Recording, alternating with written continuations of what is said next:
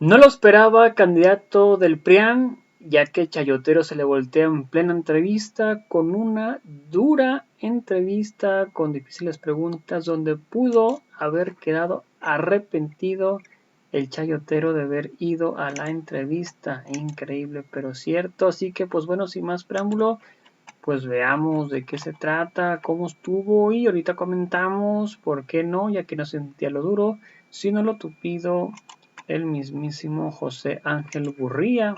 Y todo comenzó de esta manera. Y hoy tiene por invitado a un economista y político del PRI, un hombre que fue jefe renegociador de la deuda externa mexicana del 82 al 90, que fue director de Nacional Financiera y de Bancomex durante el gobierno de Carlos Salinas de Gortari, secretario de Relaciones Exteriores y de Hacienda con el doctor Ernesto Zedillo y después, durante muchos años, 15 años para ser preciso, secretario general de la Organización para la Cooperación y el Desarrollo Económico. Actualmente preside el Foro para la Paz de París, creado por Emmanuel Macron. Se trata, desde luego, de José Ángel Gurría. Gracias, muy amable. A quien le doy la más cordial bienvenida. Arranco por algo que me ha llamado mucho la atención. Es usted muy vehemente al señalar, al exigir la creación de una coalición de gobierno. ¿Puedo pensar que si no hay coalición, usted no va a ser aspirante a la presidencia de la República? En primer lugar, yo esperé a que hubiera coalición. Una vez que se anunció la coalición, yo me declaré como aspirante, como candidato. ¿Por qué? Porque me parecía absolutamente necesario. Y en primer lugar, es decir, el tema de ganar desde el punto de vista aritmético, desde el punto de vista de más votos, etcétera, de tener mayoría legislativa, además de la presidencial, pero sobre todo porque una coalición es intrínsecamente una mejor forma de formar gobierno. Ahora, yo creo que se adelanta usted. Lo que hemos visto es una alianza de carácter electoral, pero todavía no hemos visto un proyecto de coalición de gobierno. Y lo que veo es una pasarela de aspirantes presidenciales sin que haya un documento por escrito de una coalición de gobierno. Hace unos pocos días hice un planteamiento en el grupo de la sociedad civil, del foro de la sociedad civil. El foro se llamaba Foro para un gobierno de coalición, precisamente. Unidad y gobierno de coalición. Unidad y gobierno de coalición. Entonces, yo lo que dije ahí es, no solo es una superior forma de gobierno, sino que además hay que usarla, hay que cacarear el huevo, hay que decir que estamos ofreciendo una mejor forma de gobierno al electorado. Qué bueno que me recuerde eso. Déjeme ir incluso más atrás. Déjeme proyectar qué fue lo que dijo usted el 17 de octubre en el foro Diálogos por México que organizó justamente las campañas electorales en el Estado. Si quiere lo vemos. Es prioritario, indispensable, irreemplazable, inaplazable, restituir, reconstruir y definir las bases sobre las que funcionará la Alianza Va por México. Tanto frente a las elecciones para gobernador en el año 23, como para las legislativas y presidenciales del 24 y para después. Solo así habría posibilidades de prevalecer, de ganar. Pero más importante aún, solo así se actualizaría, solo así se modernizaría el sistema político de México. Ahí está su dicho. Urge definir cuáles son las bases de esa alianza. Yo veo la intención, pero no veo todavía las bases. No es exigible un documento blanco y negro, suscrito, de cuál sería la base de ese gobierno de coalición. Absolutamente. Se necesita, y yo te diría que es parte de cualquier gobierno de coalición exitoso. Y lo que sucede conmigo es que yo viví 15 años entre gobiernos de coalición, es lo único que había. Como secretario general de OCDE. Como secretario general de la OCDE, yo negociaba, yo hablaba y yo dialogaba constantemente con gobiernos de coalición. Y en México no tenemos una cultura de gobiernos de coalición, no tenemos una tradición de gobiernos de coalición, pero ya llegó el momento. En este momento las circunstancias nos indican que es oportuno, que es apropiado, pero además es la única forma en que, como yo mencioné, yo diría en que vamos a prevalecer. Urgente. Ahora, hay ya una propuesta ciudadana, la que tiene por título Que nadie se quede atrás, que elaboró Unidos. ¿La conoce? Sí, por supuesto. Es una propuesta que tiene que ver con un diagnóstico de México y con el México que quisiéramos ver hacia adelante. ¿Constituye una base para entrar a discutir lo que sería la plataforma de un gobierno de coalición? Absolutamente. Yo diría que sí, que es un esfuerzo muy importante. Se elaboró durante prácticamente más de un año. No, fue de octubre del año pasado a marzo. Sí, pero tenía muchos trabajos previos. El hecho es que esto es la presentación de la sociedad civil, son varias asociaciones, y para los candidatos ciudadanos, como yo, que no vamos por un partido político, sino que vamos por la sociedad civil. ¿No va por el PRI usted? No voy por el PRI. Yo me presenté como simpatizante de algunas iniciativas del PRI en el evento de octubre pasado, y también dije que simpatizaba con algunas iniciativas del PRD, algunas iniciativas del PAN y algunas iniciativas de MC. Me he entrevistado con todos los líderes de todos estos partidos. ¿Se asume como priista? No, en este momento de ninguna manera. Yo estoy asumiéndome como un candidato ciudadano. ¿Por qué? Yo trabajé 33 años con gobiernos del PRI. Así es. En el sector público y en tal virtud, por supuesto, no puedo negar la cruz de la parroquia. Okay. Sin embargo, en esta ocasión, pues llevo casi 20 años, 18, fuera de México. Es decir, hace 2 años regresé a México, prácticamente 2 años ya regresé a México. Estuve 15 años fuera de México y al mismo tiempo estuve viniendo a México varias veces al año para ver cómo iban las cosas de México. Es decir, yo nunca le perdí el toque, nunca le perdí el ritmo a lo que estaba pasando en México desde el punto de vista de la caja de soluciones. No es una que desventaja era la OCDE. No es una desventaja el que haya estado fuera de la realidad mexicana 15 años, 17 años con los dos. No estuve fuera de la realidad mexicana, lo que estuve es viviendo en París, pero viajando por todo el mundo, inclusive por México. Y durante todo ese tiempo, muy estrechamente vinculado a lo que pasaba en México por 2 razones. En primer lugar, porque era mi obligación, era mi trabajo. Y en segundo lugar, porque es mi país. Y porque México era el país de menor desarrollo relativo entre los miembros de la OCDE durante muchos años. Hasta que entraron países como Chile, como Costa Rica, como Colombia, a quienes yo invité y yo promoví que entraran, y donde ya dejamos en camino Argentina, Brasil y Perú, que pues seguramente en 2 o 3 años serán miembros. Déjeme regresar al punto en el que estábamos. Unidos presentó la propuesta que le comentaba, que nadie se quede atrás, el 28 de marzo. Ha transcurrido más de un mes. Los partidos ni han saludado, ni han fijado postura frente a esa propuesta. Y pareciera ser que los partidos opositores están más interesados en las posiciones que van a estar en juego, posiciones políticas, y los aspirantes presidenciales más interesados en la candidatura. Pero me hablan de un gobierno de coalición y no veo cuáles son las bases. Las bases del gobierno de coalición se pueden establecer con documentos como Que nadie quede atrás, el documento que se presentó durante el foro. También hay otros diagnósticos. ¿Está el de México colectivo?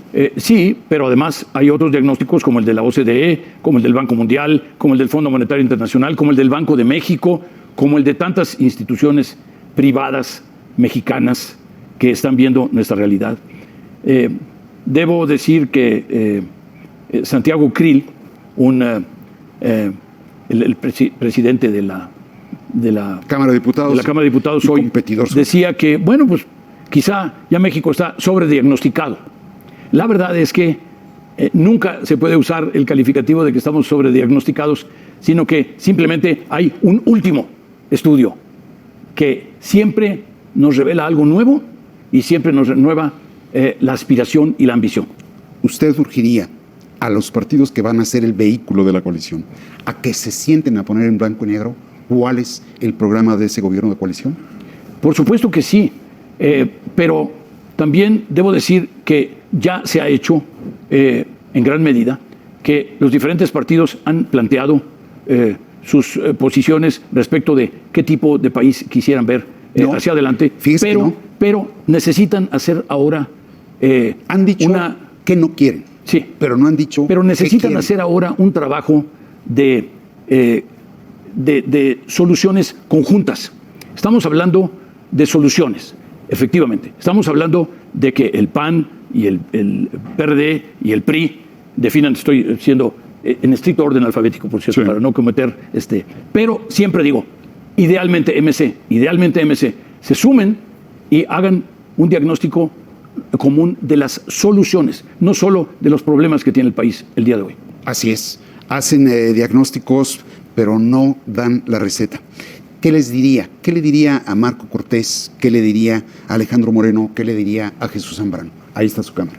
Y también a Dante Delgado. Dante ya dijo que no va. No, bueno, porque yo he hablado con todos ellos y lo que les he dicho es que sí es absolutamente necesaria no solo el diagnóstico común, ya estamos muy avanzados en eso, sino en las soluciones al tema del crecimiento, del dinamismo económico, las soluciones al tema de la pobreza, las soluciones al tema de las desigualdades, las soluciones al tema de la salud, del sistema de salud, al sistema de educación, etcétera, de la infraestructura, del agua. Para todo eso necesitamos soluciones que se presenten como parte de la oferta política que hace la coalición. ¿Cuál es el plazo razonable para tener por escrito esas probables soluciones? Yo te diría que primero, y creo que los partidos están haciendo lo correcto en ese sentido, tienen que escoger a un candidato común y al mismo tiempo estar trabajando en las soluciones a los diferentes problemas que tiene que encarar el país. Dos preguntas sobre eso. ¿El plazo cuál es? Yo te diría también que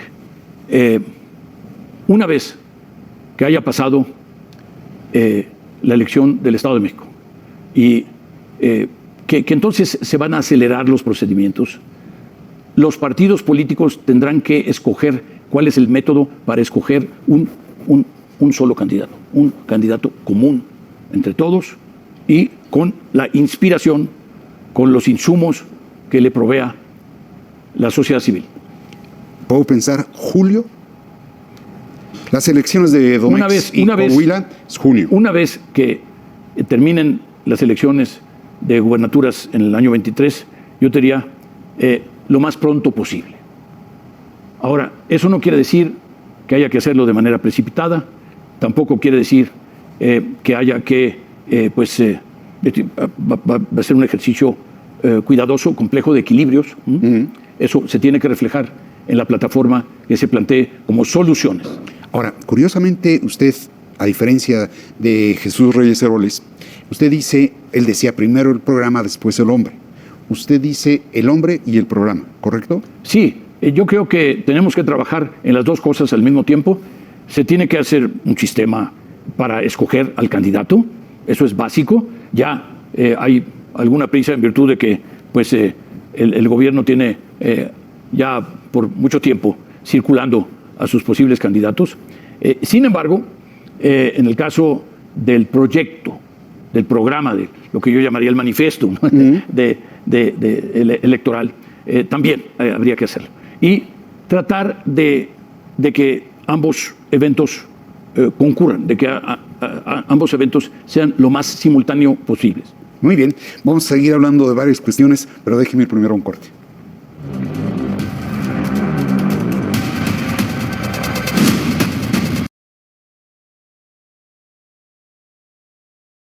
José Ángel Gurría, candidato presidencial, aspirante presidencial, debo de decir, opositor. José Ángel, ya me dijo algo que me desbalanceó un poco. Dice usted que lo más pronto posible, después de las elecciones en Coahuila y Edomex, cada partido debe de postular a un precandidato. No. Los partidos, todos juntos, deben aprobar un sistema mediante el cual van a generar un candidato común. Ahorita vamos a hablar del método. Vamos a hablar de José Ángel Gurría. Usted, en los foros donde lo he visto que ha participado, plantea como el eje de su campaña dos asuntos, dicho muy resumidamente: reposición y fortalecimiento del Estado de Derecho, una reforma fiscal progresiva. pero nunca ha mencionado nada sobre el régimen político electoral. ¿Hay que hacer cosas en ese ámbito o solo con el Estado de Derecho y un régimen fiscal? En primer lugar, René, te diría yo que como condición sine qua non, como condición absoluta, como condición previa a la posibilidad de que el Estado cuente con más recursos por la vía fiscal, se necesita ofrecer total y completa transparencia de a dónde va cada peso, cómo se asigna cada peso en el presupuesto y cómo se asigna cada contrato. Transparencia. Transparencia. Eso es una condición absolutamente indispensable para siquiera pensar en pedirle a la sociedad mexicana que contribuya en mayor medida de lo que hoy lo hace. Pero no me equivoco cuando digo que los ejes de su propuesta corren sobre Estado de Derecho y reforma del régimen fiscal progresivo. Insisto, siempre y cuando exista una absoluta transparencia. El tema de la transparencia es tan fundamental como parte de mi propuesta y, por supuesto, el tema, yo diría, para empezar, el tema de la unidad. El líder político de México, al igual que el líder político de cualquier otro país, tiene que llamarnos a la unidad, tiene que llamar a la sociedad mexicana a la unidad. No puede estar planteando que hay un país y otro país y que somos enemigos entre unos y otros. De ninguna manera. ¿Por qué? Porque sin unidad no vamos a poder enfrentar los retos que tenemos por delante. Se me está escapando, José Ángel. Es decir, primero, si es una propuesta suya emprender sobre la base de transparencia, sobre la base de unidad, una reforma fiscal progresiva. Así es. Si es propuesta suya, Estado de Derecho. Así es. Ahora, el Estado de Derecho es absolutamente fundamental. Sin Estado de Derecho no podemos avanzar. Ahora, en materia de régimen político electoral, ¿propone algo? En materia del régimen político electoral estoy proponiendo un gobierno de coalición. Estoy proponiendo precisamente que la coalición, de ser una alianza, pase a la siguiente etapa y se prepare no solo para ganar las elecciones, sino para gobernar. Y eso, de acuerdo con mi experiencia, y lo vi tantas y tantas veces, lo vi docenas de veces, a veces toma tiempo, pero también toma mucha humildad, también toma mucho pragmatismo, también toma mucho realismo y también toma mucha sabiduría. Ahora, eso me lleva de nuevo al origen de la entrevista. Si no hay una coalición, ¿usted se sostiene como aspirante o no? Habrá una coalición. Habrá una coalición. ¿Qué le da a usted esa certeza? Me da la certeza, en primer lugar, el momento que está pasando el país. En segundo lugar, el hecho de que los partidos con cuyos líderes he hablado me han dicho todos que están dispuestos a sumarse a una coalición. Y tercero, porque se puede ofrecer como un instrumento de promoción política hacia la coalición el hecho de que se está ofreciendo algo mejor, algo que evita las arbitrariedades, algo que evita las ocurrencias, algo que evita los errores, algo que habla y dialoga con los grupos afectados antes de tomar decisiones.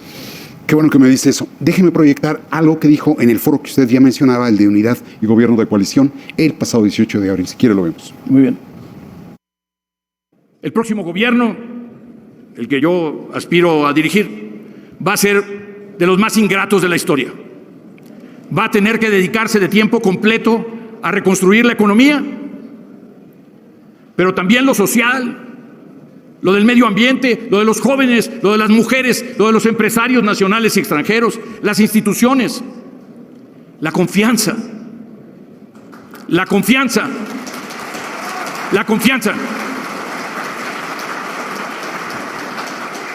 Pero después de esa reconstrucción puede ofrecer esperanzas y mayor nivel de bienestar.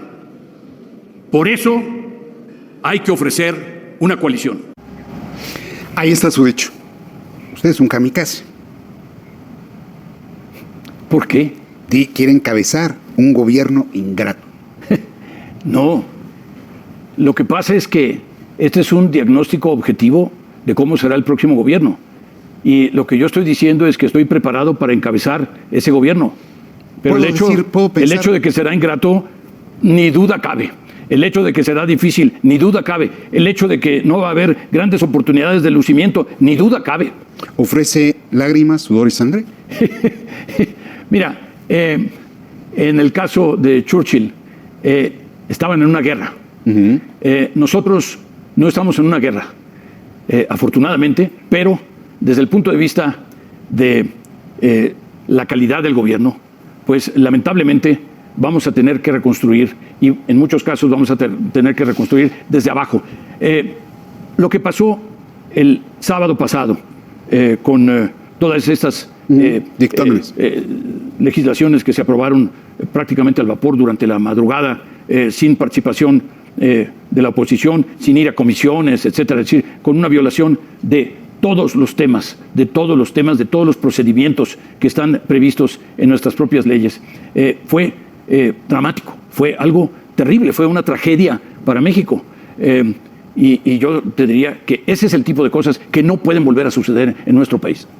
¿Usted no lo toleraría? De ninguna manera. No solo no lo toleraría, sino que ni siquiera lo vería como una posibilidad. Y un gobierno de coalición, por definición, nunca sucedería eso en un gobierno de coalición. ¿Por qué? Porque estarían todos discutiendo y todos hablando sobre cuáles son las mejores soluciones.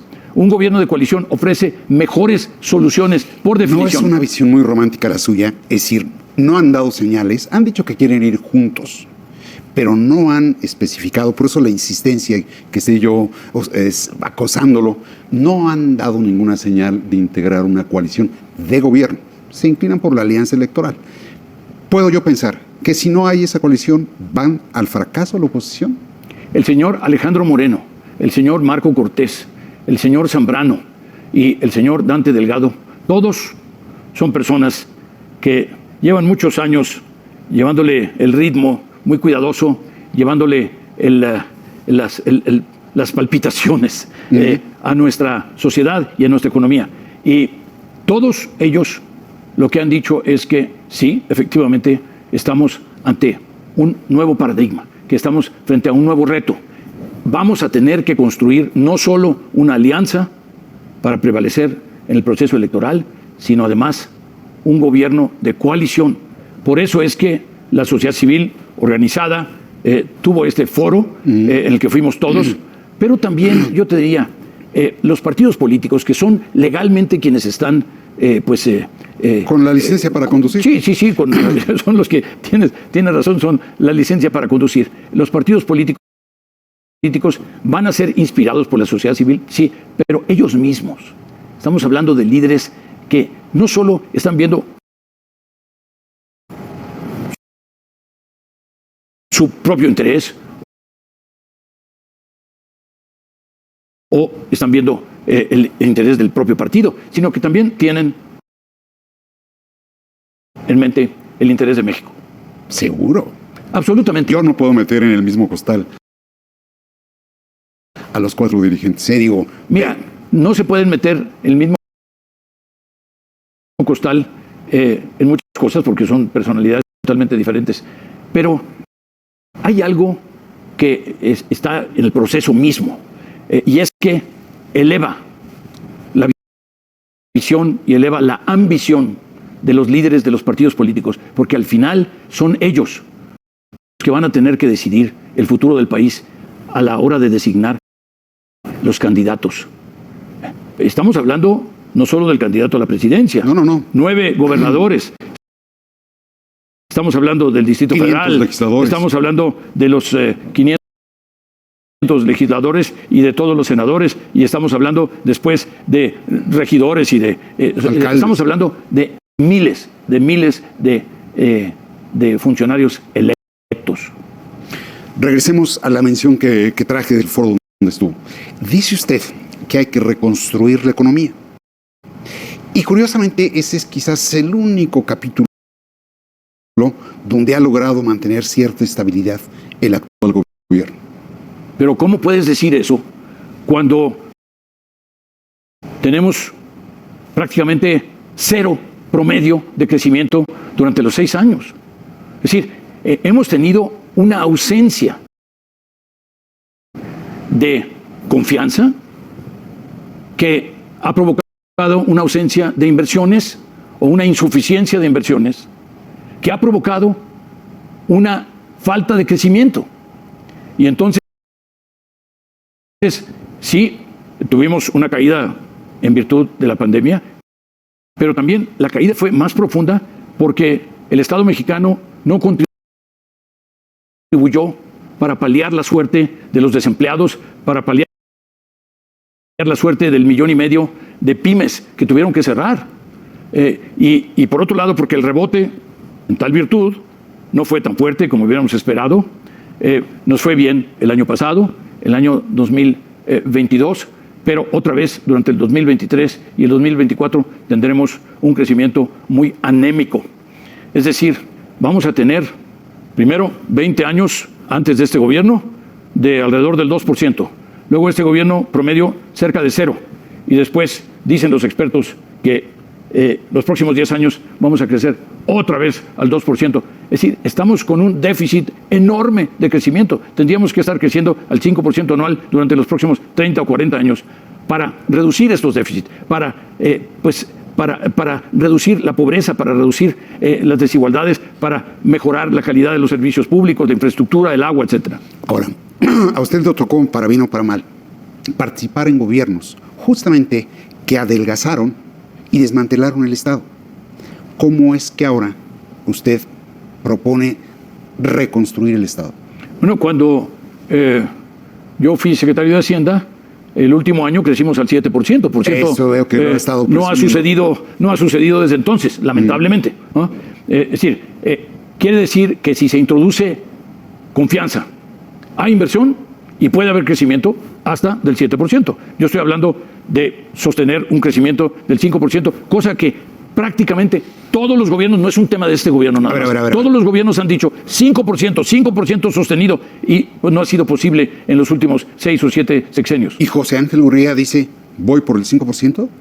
Yo estoy diciendo que es posible si introducimos el elemento de confianza, porque eso genera inversión y la inversión genera crecimiento. Sí puedo decir que va usted por ese porcentaje. Sí, pero como dije, yo ya comprobé que es posible crecer inclusive por encima del 5% y no solo lo platico, sino que sucedió en la realidad. Los últimos 3 años en que nos tocó, a pesar de que habíamos perdido la mayoría, bueno, pues el crecimiento fue por encima del 5% promedio. El presidente a veces lo ha llegado a hostigar a usted, señalando aquel sobrenombre que le habían puesto de el ángel de la dependencia.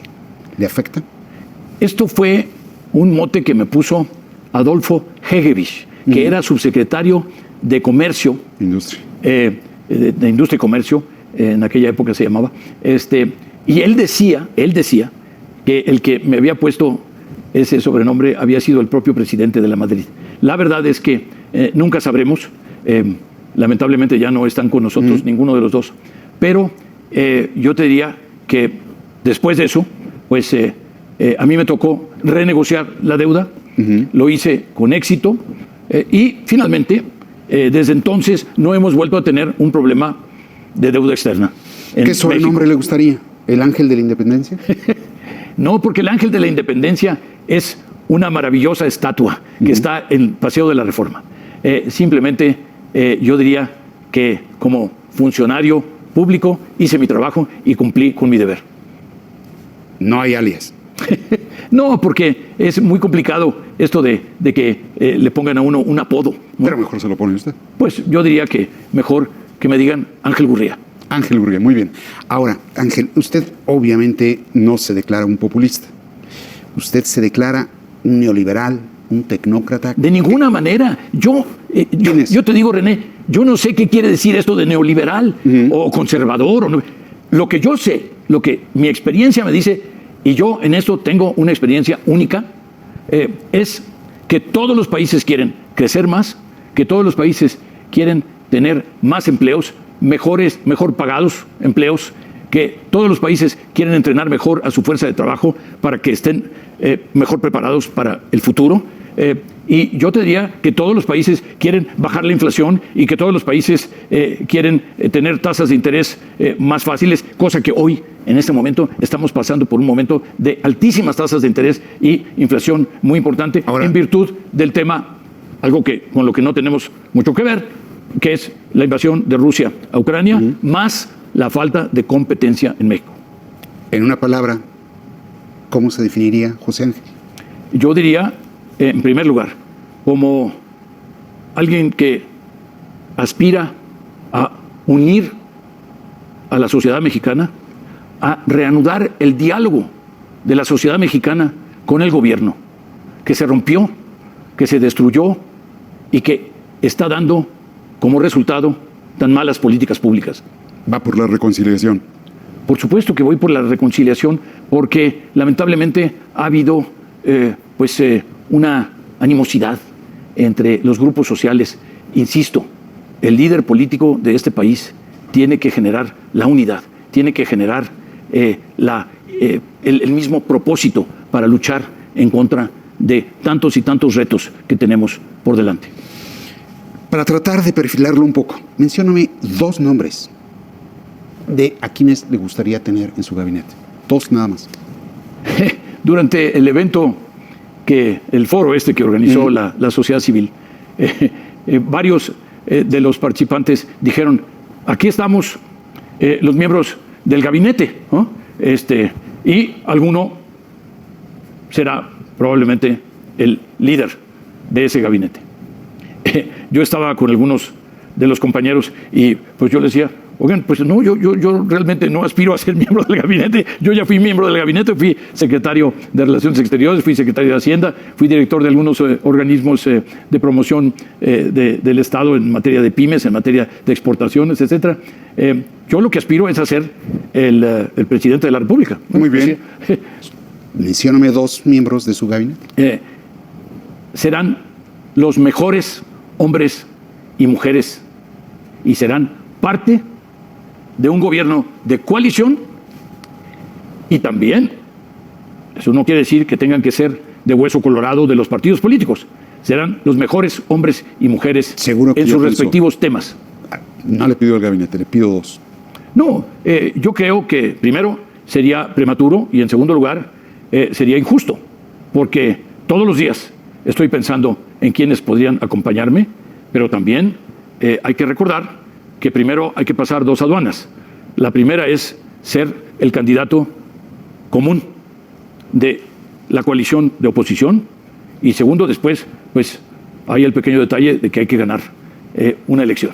Muy bien. De manera que esos son mis preocupaciones más inmediatas antes de pensar en detalle en quienes me acompañarían en el gabinete. 3 últimas preguntas, le ruego la mayor brevedad.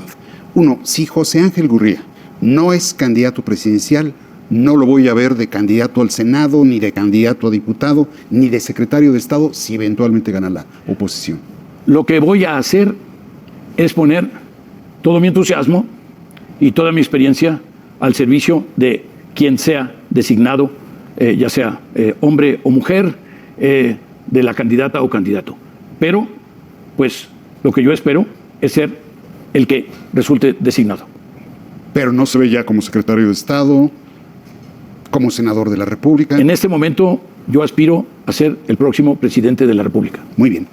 La siguiente pregunta, ¿cómo se debe, ya me lo mencionaba usted, cómo se debe de seleccionar al candidato presidencial de la oposición? Hay 2 grupos que están trabajando en eso, muy activamente. La sociedad civil, las diferentes organizaciones, tienen 3 o 4 métodos diferentes y están tratando de llegar a uno solo. Y los partidos políticos tienen este mismo reto, tienen que trabajar entre ellos y con sus propios oficiales, funcionarios. Ya me dijo sociedad civil, ya me dijo partidos, yo le pregunto a José Ángel, ¿cómo se debe de seleccionar? Nosotros, los aspirantes, lo que vamos a hacer es participar en las discusiones de la sociedad civil, participar en las discusiones de los partidos, pero finalmente serán ellos. Nosotros, ¿usted no tiene un método de selección que le gustaría? Sí, tenemos métodos que en algunos aspectos pueden ser mejor que otros. Sin embargo, yo te diría, vamos a esperar, a ver, con nuestros insumos, sí, pero ¿qué decide la sociedad civil? Y después, ¿qué le propone la sociedad civil a los partidos políticos? ¿Y qué deciden finalmente los partidos políticos como método? En menos de un minuto, ahí está su cámara. ¿Por qué el auditorio del Financiero Televisión lo debe de ver a usted como el mejor aspirante a la presidencia? Soy el aspirante que tiene más experiencia, soy el aspirante que ha practicado más con gobiernos de coalición, que conoce mejor la naturaleza y el funcionamiento de los gobiernos de coalición, y combinado con la larga experiencia que he tenido, 33 años al servicio público de México y 15 años como jefe de la OCDE, a eso sumo una energía derivada de la convicción de que en este momento se necesitan mis servicios para México. Muy bien, pues le agradezco mucho la disposición. Muchísimas gracias. Bueno, pues ahí está Ángel Salinista Urrutia, donde pues prácticamente él fue uno de los inventarios fue Salinas de Gortari, quiere ser presidente de la República, no le va a ajustar, no le va a alcanzar, hay una larga fila en el pianismo para ser candidatos de la República. Los más fuertes que se oyen pues viene siendo Vila, el otro más fuerte pues viene siendo la Lili Telles y el otro Santiago Krill, que pues ya ha participado muchas veces y en todas pierde, pero bueno, no sé ustedes qué opinan al respecto de esto. Vemos cómo va la encuesta. Esto es vía Facebook, si votarían o no por este señor. Prácticamente el 100% dice que no, con 16 votos en contra y con 0 votos a favor. Veamos lo que opina la gente al respecto en los comentarios. Esto es vía Facebook. Dice Miguel Ramírez Pineda, y ese fue donde lo sacaron los opositores. Todo lo que vengan de esas tranzas es basura, completamente de acuerdo. Pues es gente de Salinas de Gortari, estuvo en el gobierno de Salinas de Gortari, estuvo en el gobierno también de Cerillo, y ya de ahí pues al parecer robó demasiado, que ya se fue, salió pues del ámbito político. Carlos O. Esquivel, tengo la impresión de que la gente va a ir a la corte. Hoy no se vio claramente que están en contra del pueblo, completamente de acuerdo. De Nova Pascual, ¿cuál es, a ver, esa propuesta? ¿Cuál es? Pues al parecer robar de Nova. José Aguilar, saludos, no tiene nada de propuestas o proyectos para México, estos políticos mediocres, corruptos, saqueadores, apatriotas. Emilio Andrés Valdés, saludos. José Aguilar, saludos. La transparencia lo maneja Obrador, señor Burria, completamente de acuerdo. César Carrillo, saludos. Arturo Díaz, saludos. Pésimos administradores.